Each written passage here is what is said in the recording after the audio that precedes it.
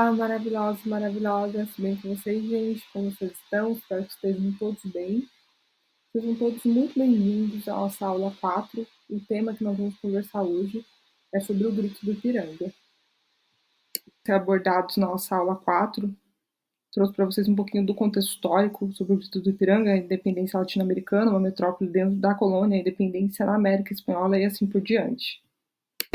Um pouquinho do contexto histórico do Grito do Ipiranga. A independência ou morte, o Grito do Ipiranga, se deu em 1822, quando a situação de Dom Pedro, às vésperas da independência, a situação era bastante delicada. Por um lado, o príncipe ele era pressionado a retornar a Portugal, onde o Congresso ele votava por meio de uma nova constituição que pretendia fazer com que se restabeleça a submissão do Brasil à coroa lusitana. O contexto histórico. O que foi o Grito do Ipiranga, continuando, foi um pouquinho do seu contexto. Então, lá no dia 7 de setembro do ano de 1822, na iminência de ser levado à força por uma esquadra portuguesa, o Dom Pedro ele precisou tomar uma decisão, seguindo o projeto do ministro José Bonifácio, principal nome do movimento independentista brasileiro. O Dom Pedro ele escolheu um meio termo.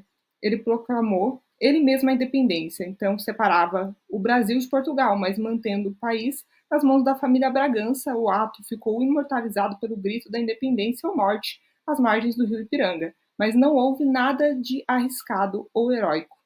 Nisso, o Dom Pedro ele buscava uma solução apaziguadora para o brasileiro, afastando o país do risco de uma verdadeira revolução. Um pouquinho sobre a independência latino-americana. Então, antes, lá em 1807, o Napoleão invadiu a Península Ibérica e ele provocou uma crise na administração das colônias. Lá em 1808, a família real portuguesa desembarcou no Rio de Janeiro. Continuando, falando ainda sobre a independência latino-americana, lá em 1819, os espanhóis eles foram expulsos do vice-reino de Nova Granada e eles deram origem à República da Colômbia. Independência latino-americana. Depois, lá em 1824, a Espanha ela é derrotada no Peru, então ela perde o seu último território na América do Sul. Lá em 1830, acontece o colapso da Gran Colômbia, de Bolívia, o Equador, Colômbia e Venezuela, e surgem como países independentes. Dentro da colônia. Lá em 1807, o Napoleão invade Portugal, em que ele era incapaz de se defender da maior força militar da época, o rei João VI.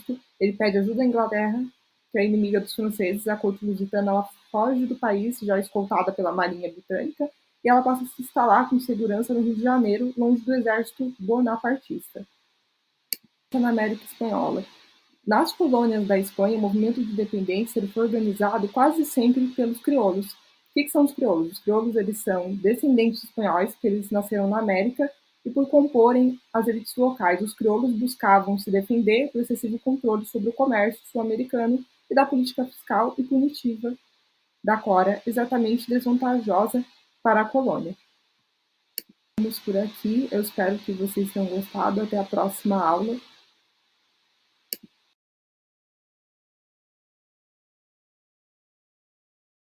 Por aqui, então hoje a gente teve mais um conteúdo de história na nossa aula 4, o Grito do Ipiranga. Espero que vocês tenham gostado. Se for qualquer dúvida, estou à disposição, tá bom?